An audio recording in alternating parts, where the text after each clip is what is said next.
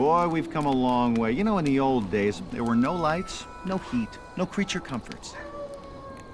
Just creatures. Everyone comfy? No, sir. Not at all. Nowadays, you just plug everything into your car.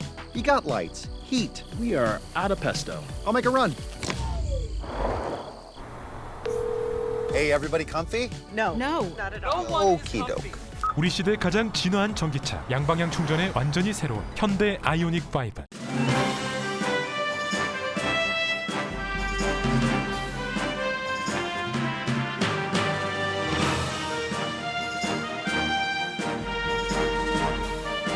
초여름의 문턱 6월입니다. 즐겁고 행복한 시간 가득하세요. 라디오 서울이 함께합니다. 강혜신의 오늘의 미국.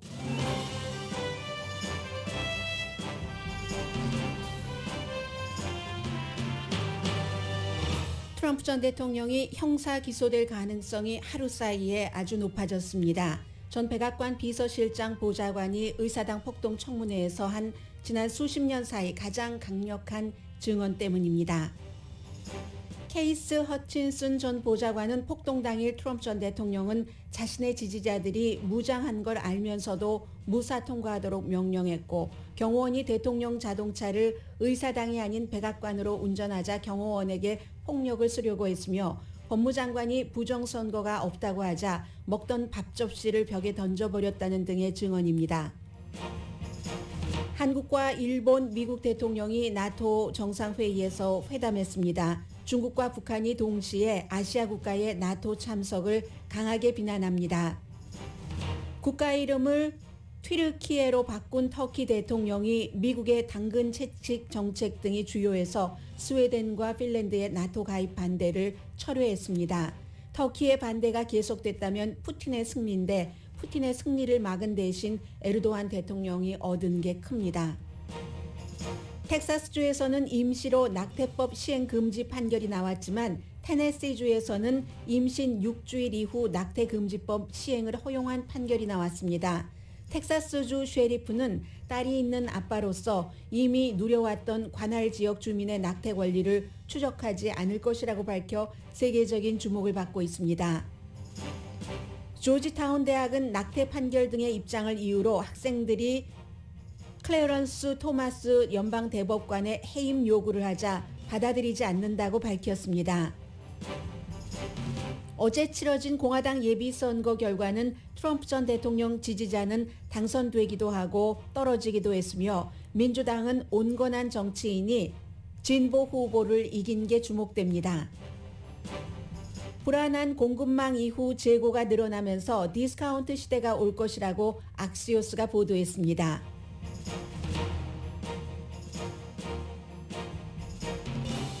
여러분 안녕하십니까? 오늘의 미국 강혜신입니다. 트럼프 전 대통령 시대 그리고 그 이후까지 이어져 왔던 미국의 정치에서 가장 위험한 폭발물이 터졌습니다. 물론 트럼프 전 대통령 입장에서 위험한 폭발물입니다.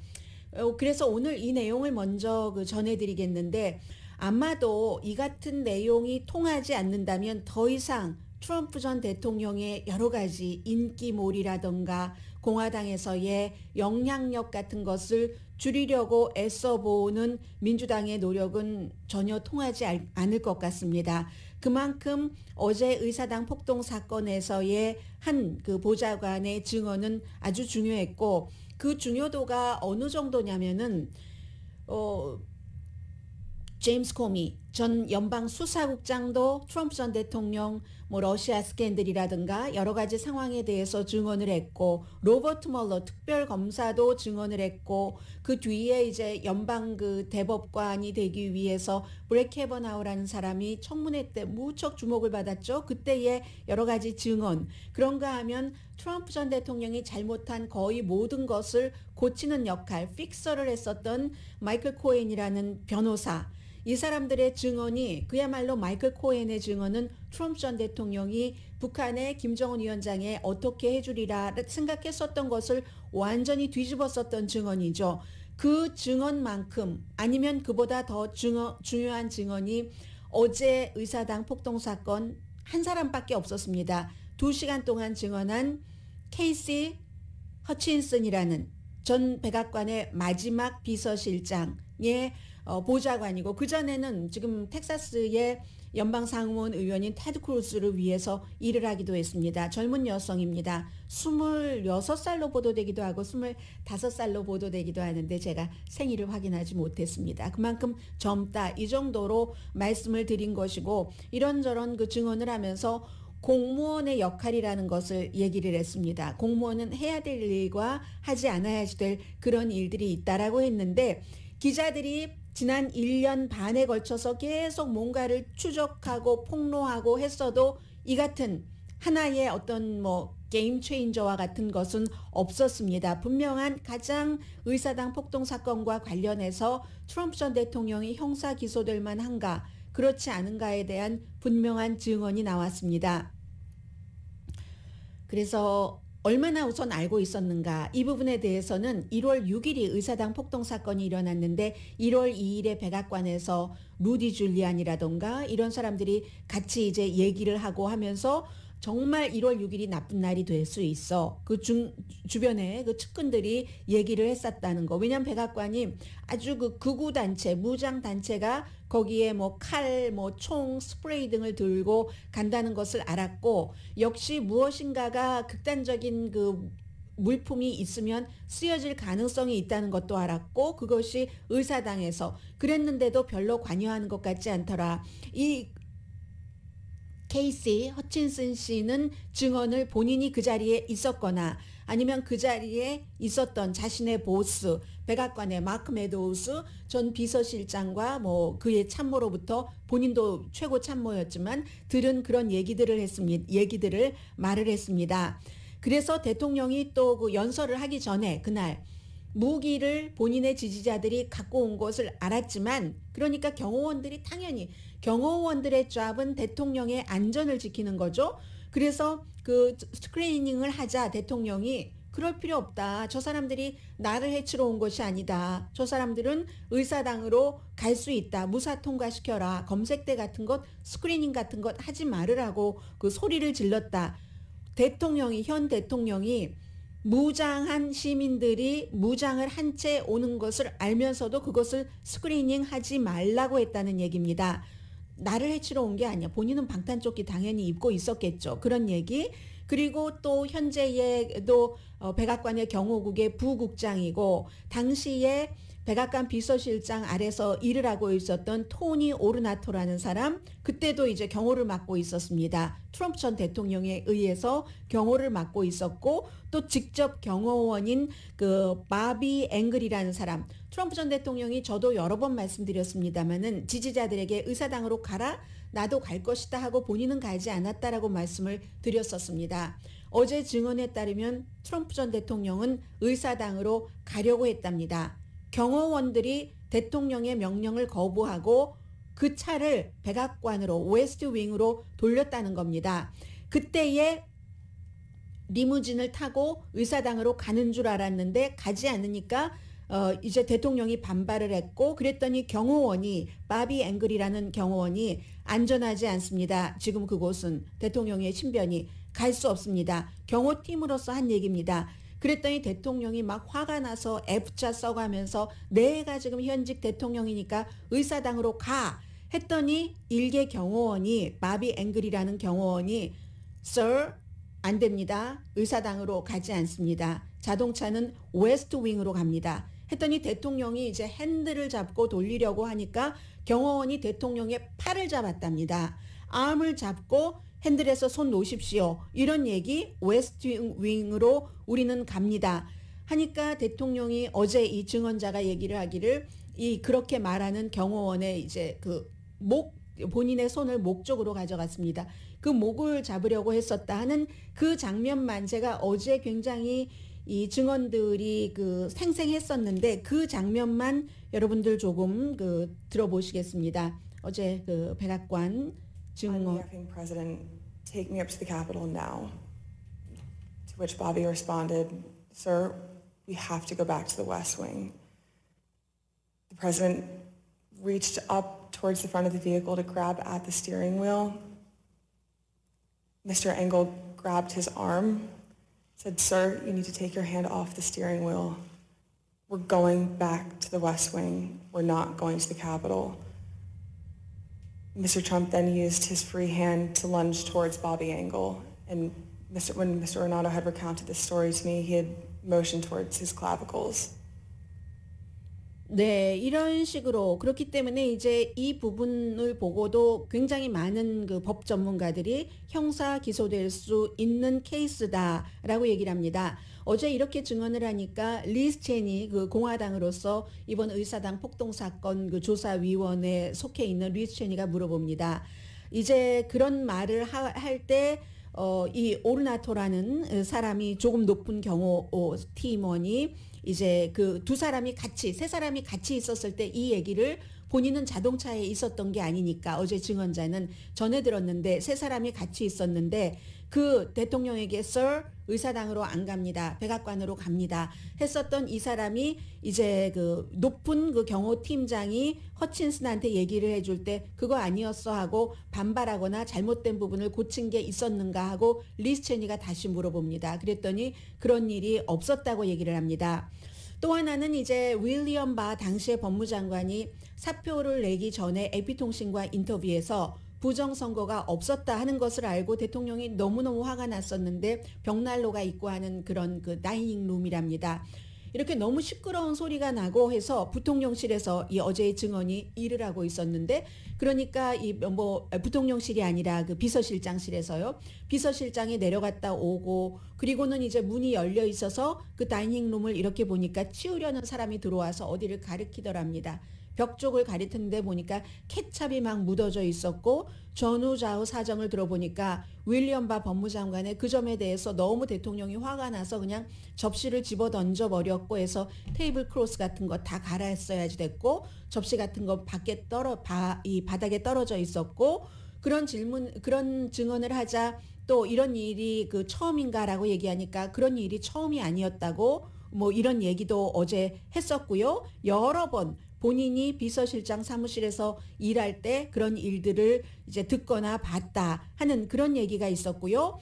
그리고 또 하나는 이 사건이 일어난 뒤에 루디 줄리아니와 백악관의 마크 메도우스 비서실장이 그 사임하는 것을 요청을 했는데 존 이스트먼 대통령의 변호사도 마찬가지로 그런데 그 당시에 내각에서 장관들이 너무 이제 여러 가지로 위험하다고 생각을 해서 실제로 헌법 25조를 들어서 대통령직을 수행하기에 이게 적절치 않다 하는 것을 논의를 하고 있었답니다. 그렇기 때문에 대통령이 이 사면권을 그냥 없던 일로 한다. 이런 그 얘기를 했고요. 그래서 이제 이 정도 되면은 제가 그 좀 전에 말씀을 드린 것처럼 이 누구 말을 믿느냐. 트럼프 전 대통령은 이 같은 증언이 나오고 나서 다 가짜다. 지어낸 얘기다라고 얘기를 했습니다. 누구 말을 믿느냐에 따라서 이제 트럼프 전 대통령과 의사당 폭력 사건 그리고 이제 그로 인한 미국의 정치적인 소용돌이가 적어도 트럼프 전 대통령을 조건 없이 무조건 지지하는 그런 그 힘들을 누를 수 있는가 없는가 지금 이 같은 증언에 의해서도 그런 일이 일어나지 않는다면 앞으로 어떠한 일이 일어나도 트럼프 전 대통령의 정치적인 생명은 굉장히 강해질 것이 분명해 보입니다.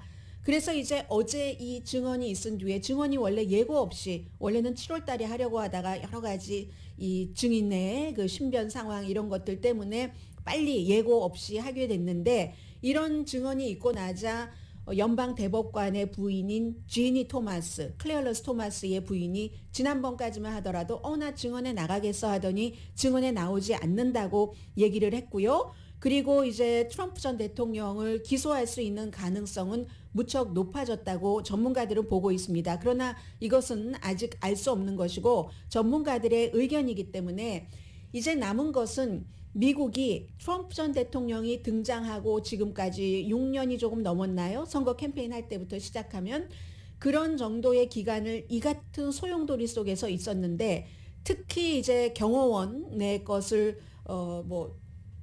웨스트윙으로 간다고 하는 것을 정말 거의 멱살을 잡다시피 하면서 대통령이 반항을 했는가 하는 것은 왜 중요하냐면 기본적으로 이 1월 6일 사건, 1월 6일 폭동 이전에 백악관에서는 폭력적인 사태가 일어날 것을 대통령을 포함해서 측근들이 다 알고 있었다는 것이고, 알고 있었는데도 대통령은 그 폭력적인 사태를 일으킬 가능성이 있는 사람들과 함께 조인을 하겠다고 경호원들을 무시했었다는 이런 것들이 너무나 그 중요한 거잖아요. 그렇기 때문에 경호팀에서 어제 지금도 텔레비전에서 계속 방영이 되고 있습니다만 케이시 허친슨이라는 전 백악관 비서실장의 보좌관의 증언에 대해서 그런 일이 없었다라고 반박을 하지 않는다면, 아니면 정말 그랬어라고 한다면 그에 따라서 여론이 어떻게 움직이느냐. 그러나 지금 미국 여론은 민주당은 민주당대로, 공화당은 공화당대로 움직입니다. 어떠한 사실적인 증거 같은 것이 나와도 본인들이 믿고 싶어하는 것을 다른 사람들도 믿게 하면서 그것을 사실이라고 믿는 아주 이상한 상황입니다. 미국이나 한국이나 비슷해요. 그 점에 있어서. 그렇기 때문에 민주당이 이번 증언으로 더 많이 트럼프 전 대통령이 기소되고 이제 정치에서 은퇴해야 된다고 믿는 것이 늘어날 가능성이 높고, 그러나 공화당은 그렇지 않을 가능성, 무엇을 해도 지금까지 상관없었으니까. 그렇기 때문에 제일 중요한 것은 한국과 미국 똑같이 무당파, 사안에 따라서 어떠한 안건을 생각하는 그런 사람들이 더 많이 믿는다면 이제 그 같은 여론들이 많이 커지면서 7월 달에 한 번에 청문회가 더 남았습니다. 그것과 연관돼서 트럼프 전 대통령의 말을 믿느냐, 허친슨 증인의 말을 믿느냐,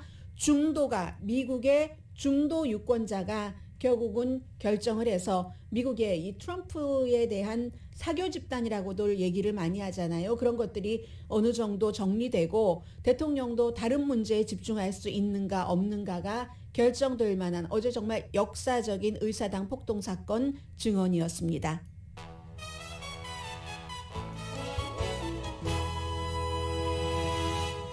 오늘의 미국은 사람을 아름답게, 세상을 아름답게, 피부과학 셀리온, 전문가가 추천하는 이민법, 가정법 전문 제인정 종합법률사무소, 코지다운 갤럭시 이불은 잠이 솔솔 오게 하는 기능성 거위털 이불, 거위털 이불 전문회사 코지다운, 친절하고 자세한 상담으로 절개를 최소화하는 복강경 수술 전문 장지아 외과, 매일 아침 재래식으로 직접 만드는 검정콩 생순두부 수라원 순두부, 처진 얼굴 이중턱 목주름을 동시에 해결하는 리프팅의 명가 미러클 레이저 클리닉, 차원이 다른 샴푸형 흰머리 염색약 수화연을 핫세일 중인 한국 홈쇼핑 공동펀입니다. 잠시 뒤에는 지금 이제 제일 중요한 뉴스 가운데 하나가 멀게 느껴지는 이 나토 정상회의인데, 이 나토 정상회의에서 그 모든 나라는 어떠한 외교로서 본인의 이득을 가져가잖아요. 가장 많은 이득을 가져간 나라는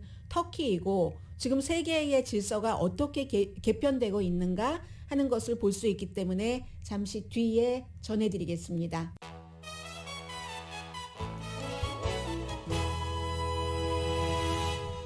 라디오 서울방송 오늘의 미국 듣고 계십니다. 한 25분 정도 바이든 대통령 또 윤석열 일본의 총리가 같이 회담을 했다고 하는데, 회담 내용이야 뭐 큰 것이 있겠습니까? 25분 동안 했던 것이고, 더군다나 이제 일본이 선거가 있기 때문에 어떠한 중요한 문제를 결정하기도 어려운 것이고, 그러니까 가만 생각해 보면은 과거에 그 박근혜 전 대통령 당시에 박근혜 전 대통령이 일본 총리와 회담하지 않는다고 했었을 때 버락 오바마 전 대통령이 이제 중간에 개입해서 세 사람이 만나게 되는 뭐 그런 것과 이번에는 조금 입장은 다르지만요. 왜냐하면 윤석열 대통령이 일본과의 여러 가지 그 관계 개선, 그리고 뭐 질소미아 같은 것들, 정보를 서로 교환하는 북한에 관해서 이런 것들을 적극적으로 하고 있기 때문에 오히려 지금으로서는 선거 때문에 일본이 조금 뒤로 빼고 있는 입장이기 때문에 완전히 과거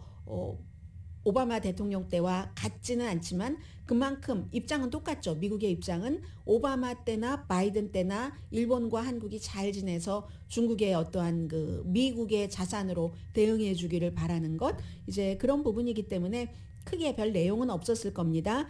그리고 북대서양 조약기구가 1949년도에 이제 2차 대전 끝나고 나서 야, 사람이 이렇게 형편없이 숨져야지 되고 이런 것 하지 말아야지 돼 하면서 만든 거잖아요. 그래서 제일 중요한 게 헌장 5에 한 나라가 공격당하면 우리 모두 우리나라가 공격한 것처럼 대응을 해준다 하는 것이고, 처음에도 이렇게 30개국이 되진 않았지만 점차 늘어난 것이고, 그리고 그 나토 북대서양 조약기구에 대항해서 지금은 완전히 러시아를 대항하는 거잖아요.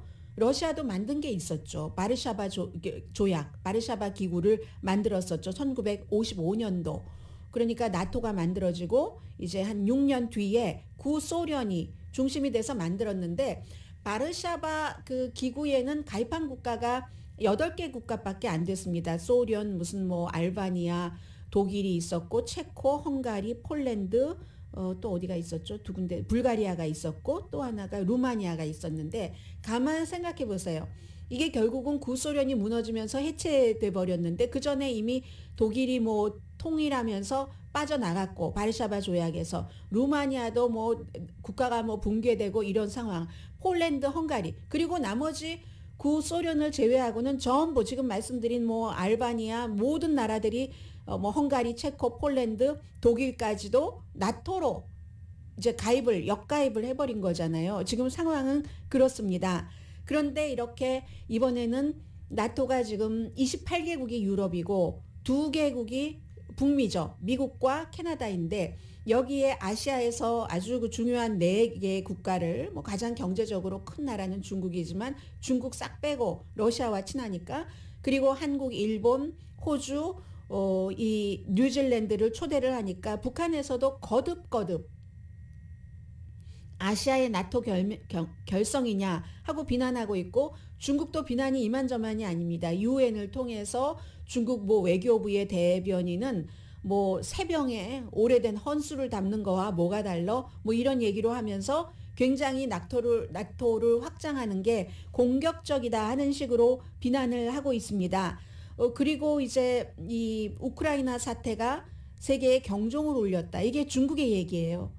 강대국만 믿으면 되는 줄 알았는데 그것도 아니네. 우크라이나를 얘기를 하는 거예요. 강자에 대한 맹목적인 믿음, 그리고 군사동맹의 확대가 얼마나 위험한가. 우크라이나 봐라, 희생되지 않느냐. 이렇게, 그러니까 마치 미국이 다른 나라의 안보를 희생시키면서 자국의 이익을 가져간다 하는 형태로 지금 그 중국은 계속 비난을 하고 있고요. 나토가 그동안 뭐 몇 번, 이번까지 스웨덴, 핀란드가 같이 들어가니까 확장을 하는데, 그 확장될 때마다 안보가 불안해지지 않았는가 이렇게 얘기를 하고 갈등의 씨앗을 뿌리는다.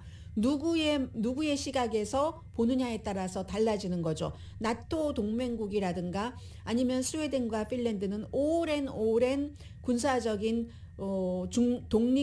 중립국이었는데도 불구하고, 중립국이라는 게 또 하는 역할들이 있잖아요. 다른 나라에 대해서 강대국이라 할지라도 지금 강대국이 하는 저 일이 중립적이지 않아 하면 반기를 드는 국가들이 중립국가인데, 이 중립국들도 나토에 가입을 하게 되는 지금 이런 일이 온 것이고, 그렇지만 중국과 러시아는 나토에 실패다라고 얘기를 하는 겁니다.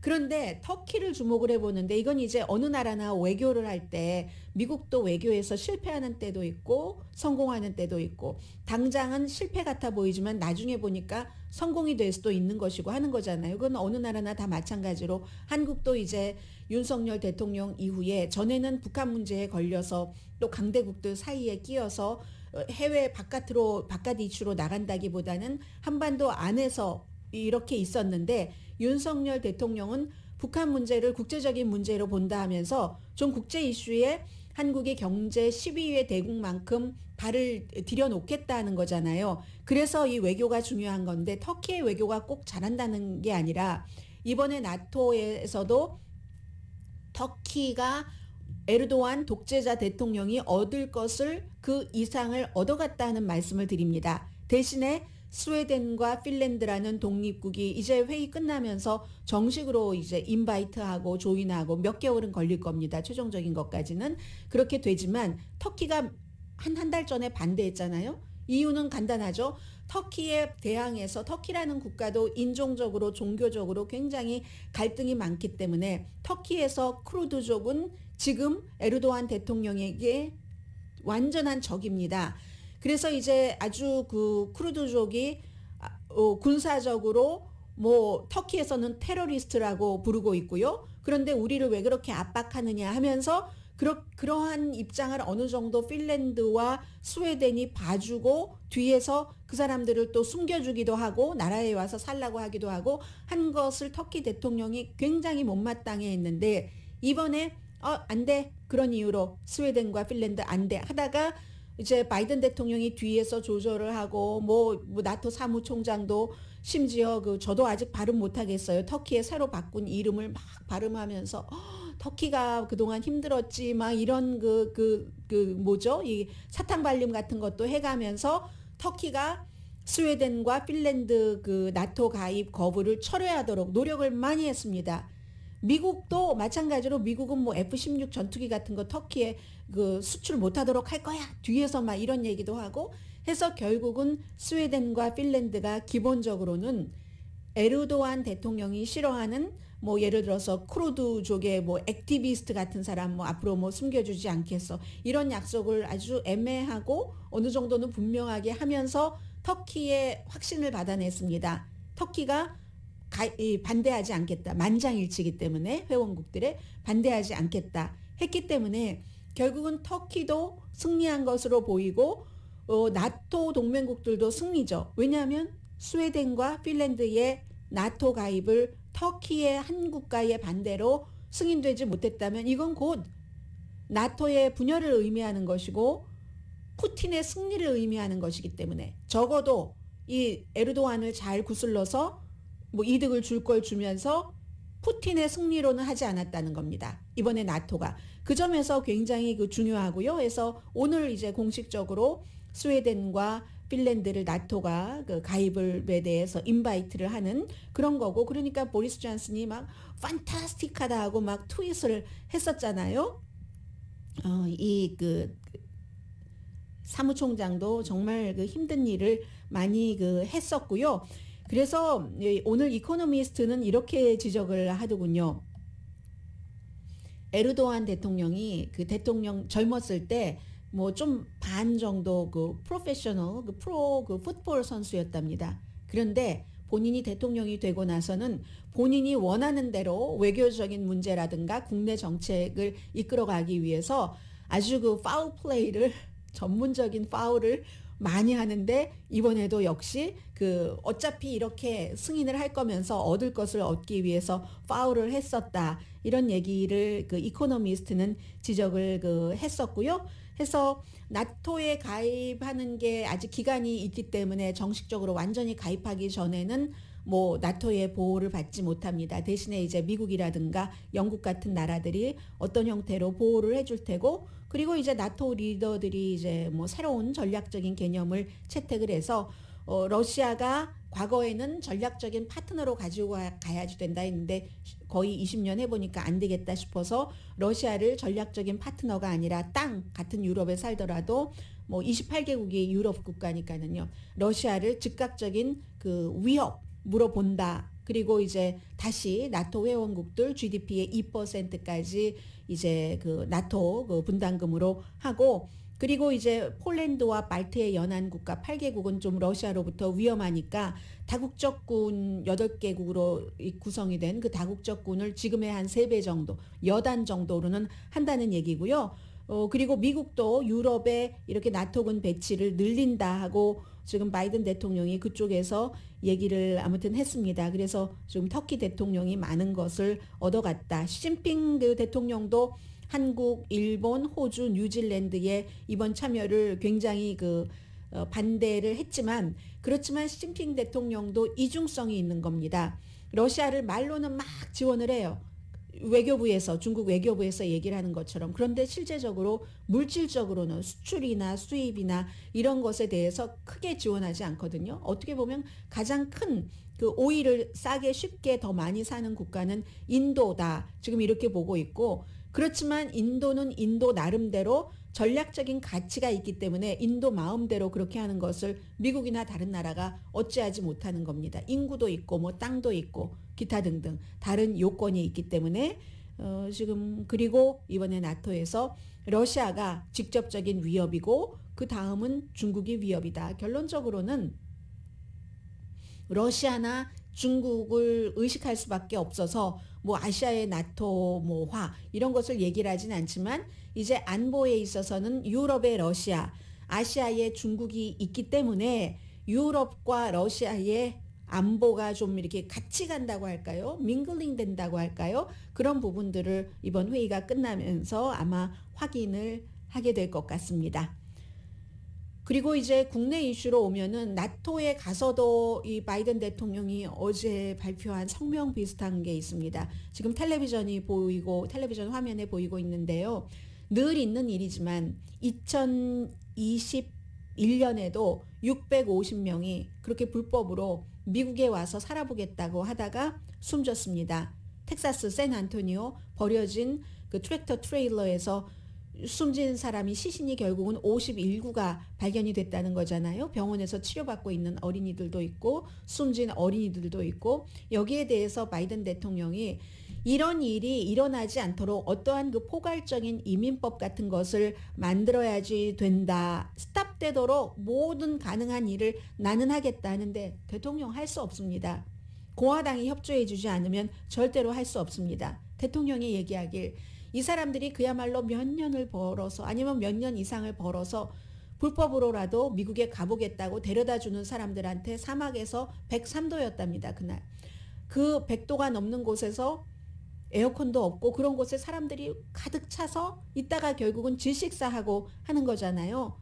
여기서 이렇게 폭력당하고 뭐 여러 문제로 너무 가난해서 먹지 못해 죽거나 가다가 죽거나 마찬가지지. 저쪽에 가면 찬스가 50%는 있고 이 나라에선 찬스가 없어 하면서 멕시코 사람이 지금 22명, 7명이 과테말라, 2명이 온두라스에서 왔고 나머지 19명 숨진 사람들 신원은 아직 확인되지 않았답니다.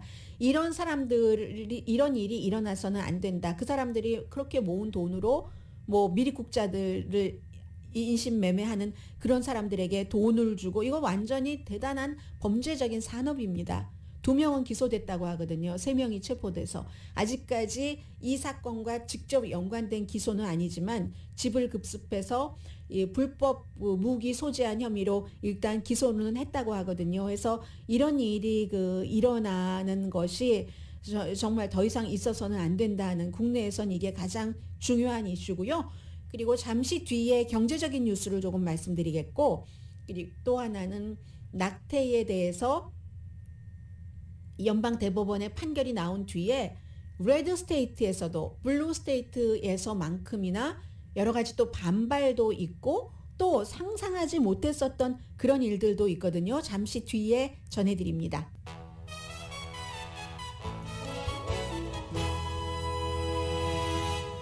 라디오 서울 방송 오늘의 미국 듣고 계십니다. 네. 모기지 이자율 올라가면서 이제 부동산 시장은 조금 이제 좀 차가워진다 하는 얘기 나오고요. 왜냐하면 이자율이 2008년 금융 재정 사태 그때 이후에 가장 높기 때문에요. 그리고 인플레이션 물가가 하도 비싸니까 제일 먼저 줄일 수 있는 게 여행이죠. 그리고 그 다음은 외식. 이런 것들 지금 줄어들고 있고요. 인벤토리는 늘어난답니다. 이게 그동안 공급망 하도 그랬더니 소매업자나 도매업자나 뭐 구입할 수 있을 때 구입해 놓자 뭐 이런 것들도 있을 테고요. 그래서 지금 인벤토리가 너무 많답니다. 인벤토리가 너무 많으니까 사람들은 지금 말씀드린 것처럼 인플레이션 때문에 약간씩 줄이고 있잖아요. 그래서 어쩌면 큰 세일을 하게 될 수도 있다. 오늘 정부가 홀세일과 리테일의 재고가 증가되고 있다는 그런 발표를 했습니다. 장난감, 옷, 가구, 가전제품 다 마찬가지입니다. 소비자 욕구가 줄어드는데 재고는 늘어나고 소매 판매도 뭐 지금 별로다 하는 수치가 나왔고 아마존도 저희 별론데요 하고 뭐 월마트, 타겟도 이윤이 줄어들 것이다 하는 경고를 했고 그 타겟 같은 경우는 잠깐 그 텔레비전 구입을 저희가 너무 많이 한 것 같아요. 이 정도로 또 인플레이션에 따른 그 소비자의 욕구가 줄어들 줄 몰랐습니다. 이런 말하고 난 다음에 엄청 주식시장에서 타겟값 내려갔습니다. 그러면 주식시장에서 타겟 주식은 내려가는데 그때는 소비자들은 좋아지는 거죠. 재고가 많으니까 많이 사놨으니까 그걸 어쨌든 빼야지 되잖아요. 그래야 다른 물건을 채워놓으니까 세일을 한다는 거죠. 이런 뜻에서도 월스트리트과 메인스트리트이 같이 가지 않는다는 것을 확인을 합니다. 주식값은 떨어져도 일반 사람들은 오히려 좋게 되는 경우가 있잖아요. 그런데 장기적으로는 그렇지도 않죠. 만약에 어떤 회사가 재고를 너무 많이 싸서 큰 회사가 타겟처럼 직원이 많은 회사가 재고를 너무 많이 싸서 만약에 그럴 리야 없겠지만 회사가 망한다면 그러면 일반 사람들도 일자리를 잃게 되는 거죠. 그렇기 때문에 항상 균형을 생각하게 됩니다. 지금은 어쨌든 소비자들이 여러분들 그 신문 보실 때도 광고를 좀 보셔야 될 것 같아요. 재고하는 거. 그 상품이 나빠서가 아니라 오래돼서가 아니라 많이 사놨기 때문에 소비는 줄어들고 세일에 신경 쓰세요. 저희 라디오 서울도 이렇게 광고를 들으시면은 세일 광고가 많습니다. 테네시주가 임신 6주일 이후 낙태 금지법을 판사가 그대로 시행해라 하고 했습니다. 텍사스의 판사는 임시로 주 낙태법 시행을 중지시켰습니다. 이건 지금 왔다 갔다 하는 거예요. 자리 잡기 전까지 연방 대법원에서의 판결 이후에. 그런데 저는 오늘 한 스토리를 전해드리겠습니다. 텍사스의 쉐리프 하비에르 살라자르라는 이분은 샌안토니오 지역 포함된 백사 카운티의 쉐리프입니다. 이분의 페이스북 글이 지금 뭐 가디언 등을 통한 유럽 또 미국에 많이 퍼지고 있는데 어떻게 얘기를 했냐면요. 하나의 개인적인 의견입니다. 이분의 내가 낙태를 하는 사람을 내 관할 지역에서는 추적하지 않는다. 자신의 권리를 오랫동안 행사해왔던 권리를 행사하는 사람들에게 도덕을 강요하면서 나의 쉐리프로서의 파워를 쓰지 않겠다. 한마디로 이 내용이거든요. 그런데 이걸 조금 더 풀었습니다. 페이스북이니까 2명의 아름답고 지적인 딸을 둔 아버지로서 내 딸들이 자신의 바디에 대해서 어떻게 해야 될지 권리가 있다. 아빠로서 성인인 딸들의 그 문제를 내가 컨트롤할 권한이 없다. 따라서 다른 관할 지역 주민들에게도 마찬가지 권리가 있고 나에게는 그것을 어떻게 하지 말라고 잡아서 어떻게 할 권리가 없다라고 얘기를 합니다. 연방 대법원이 부끄러워해야지 된다고도 얘기를 했고요. 또 워싱턴 DC와 텍사스 어스틴 주정부 청사가 있으니까 관리들도 마찬가지. 자신의 윤리를 다른 사람에게 강요하는데 그럼으로써 나에게 그 사람들을 낙태를 한다고 잡아 넣으라고 하면 그건 나는 나의 쉐리프 배지나 쉐리프 책상을 그렇게 사용하지 않는다. 나의 임무가 무엇이냐? 강간범 잡는 거다. 강간당해도 아이를 낳아야 된다잖아요. 나의 임무는 강간범을 잡는 것이고 인신매매단을 잡는 것이지. 그러니까 인신매매단에 의해서 어떻게 해서 임신하고 이런 경우도 있을 거 아니에요. 다른 사람의 권리를 잡는 게 쉐리프 나의 권리가 아니다. 이게 그 하비에르 그 살라자르 쉐리프의 얘기거든요. 근데 이제 텍사스의 검찰총장이 굉장히 뭐 낙태에 대해서도 강하게 금지를 지지하는 사람인 건 유명하잖아요. 켄 팩스터는 이 연방 대법원의 낙태 판결이 나오고 나서 주정부로 돌려서 주정부가 낙태 금지면 당장 시행할 수 있고 하는 텍사스는 시행해 왔지만 그런 것에 대해서 이 형사상 책임을 낙태를 시술을 한다던가 하는 사람에게 형사상 책임을 당장 물겠어 이렇게 얘기를 했습니다. 거기에 대해서 이 쉐리프는 직업적인 정치인이 자신의 종교를 그 직업에 이용하고 싶겠지만 그들은 기억해야지 된다. 성경에는 많은 구절들이 있는데 그 직업적인 정치인들은 본인들이 원하는 구절만 선택을 하고 다른 구절은 무시하고 본인들이 원하는 대로 해석을 한다. 정말 아이들을 생각한다면 학교 총격 사건에 집중해라.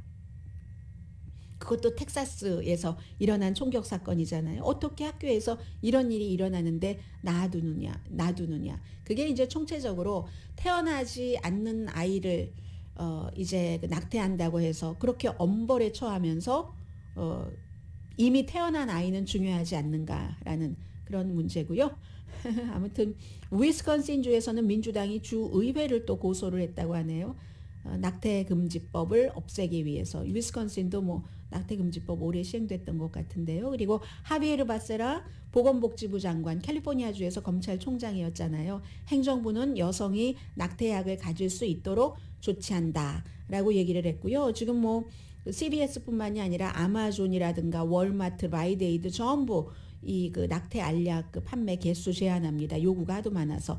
또 하나 조지 워싱턴 대학교는 클래런스 토마스가 이제 연방 대법관이 티칭 포지션이 있는데 그 가르치는 거 하지 말라. 뭐 이것뿐만이 아니라 여러 가지 피임이라든가 동성애자라든가 대학이잖아요. 하니까 학생들이 그 클래런스 토마스 대법관의 입장이 이건 틀렸다 하면서 그 사람에게 안 배우겠어 하니까 학교가 노노노. 그의 입장이 우리 대학이나 우리 법대를 대변하지 않는다. 학문 자유에 대한 그런 자유가 있는 것처럼 클래런스 토마스도 개인적인 표현의 자유도 있고 그리고 모든 그 비판적인 시각을 가질 필요가 있다라고 얘기를 했고요. 이 정도 말씀드릴까요? 잠시 뒤에 뵙겠습니다.